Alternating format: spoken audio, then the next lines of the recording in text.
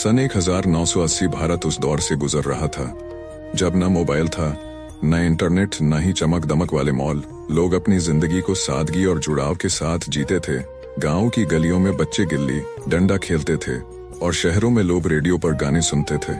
लेकिन उसी सादगी में छुपा था एक गहरा राज, एक ऐसा राज जिसे समझने के बाद आज के लोग सोच में पड़ जाएंगे कि क्या वाकई जिंदगी आसान हो गई है या हमने कहीं अपने असली सुख को खो दिया है। उत्तर प्रदेश के एक छोटे से गांव धर्मपुर की गलियां अभी भी मिट्टी से भरी थीं। शाम होते ही लालटेन की रोशनी जलती और लोग चौपाल पर इकट्ठे होकर किस्से कहानियां सुनते। शर्मा परिवार गांव के सबसे साधारण परिवारों में से एक था।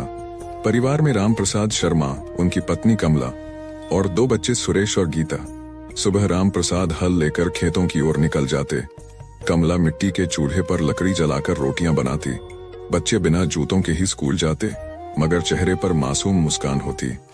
उस समय कोई शिकायत नहीं थी, लोग कम साधनों में भी खुश थे। उधर लखनऊ के वर्मा परिवार का जीवन गांव से अलग था। घर में ब्लैक एंड व्हाइट टीवी था जिस पर रविवार को रामायण और चित्रहार आता। बच्चे छत पर पतंग उड़ाते और गली में क्रिकेट खेलते। पड़ोसी एक दूसरे से परिवार की तरह जुड़े रहते। फिर भी शहर की चमक में कहीं न कहीं रिश्तों की गर्माहट गांव जैसी गहरी नहीं थी। धर्मपुर गांव में एक रात अचानक कुछ अजीब हुआ। गांव के चौपाल पर एक अजनबी आया, सफेद धोती कुर्ता पहने, हाथ में एक पुराना बक्सा। उसने कहा, मैं 1990 से आया हूँ और मैं तुम्हें दिखा सकता हूँ कि तुम्हारे बच्चों का भविष्य कैसा होगा। लोग हंस पड़े, किसी ने मजाक उड़ाया तो किसी ने इसे झूठा कहकर भगा दिया। लेकिन सुरेश शर्मा परिवार का बेटा उस आदमी की बातों को ध्यान से सुन रहा था। वह आदमी बोला, आज तुम लोग सादगी से जी रहे हो, मगर आने वाले समय में वही बच्चे मोबाइल और टीवी की दुनिया में ऐसे खो जाएंगे कि उन्हें परिवार के लिए वक्त ही नहीं बचेगा। गांव वाले चौंक गए। उस समय मोबाइल नाम का शब्द ही अनजाना था। उधर लखनऊ में वर्मा परिवार एक रात टीवी देख रहा था कि अचानक बिजली गुल हो गई। पूरे मोहल्ले में सन्नाटा। लोग मोमबत्ती लेकर बाहर निकले। बिजली के इस अचानक चले जाने पर बच्चों को लगा जैसे जिंदगी रुक सी गई हो। लेकिन उसी अंधेरे में पड़ोसी लोग इकट्ठे होकर बातें करने लगे। हंसी मजाक हुआ और पहली बार शहर के बच्चों ने महसूस किया कि टीवी से बड़ा मजा तो रिश्तों की बातचीत में है।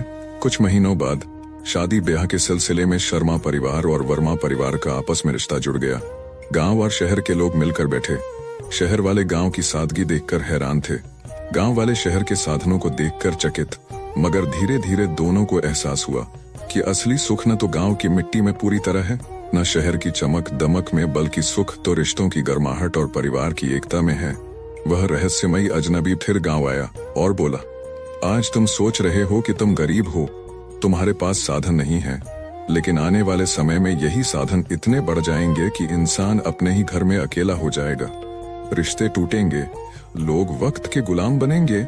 उसकी ये बात सुनकर सबके दिल में सवाल उठा, क्या हम सचमुच सुखी हो जाएंगे? समय बीतता गया, गांव में बिजली आई, टीवी आया, फिर धीरे धीरे मोबाइल और इंटरनेट भी पहुंचा। शहर की तरह गांव भी बदल गया। लेकिन शर्मा परिवार का सुरेश, जिसे उस अजनबी की बात याद थी, हमेशा यह सोचता रहा, क्या हम सचमुच आगे बढ़ गए हैं या पीछे छूट गए हैं। 1980 के लोग कम साधनों में भी खुश थे। उनके पास समय था, परिवार के लिए, बच्चों के लिए, रिश्तों के लिए। आज हमारे पास साधन तो बहुत हैं, मगर समय नहीं। शायद उसी अजनबी ने सच कहा था, सुख साधनों में नहीं, सोच में है।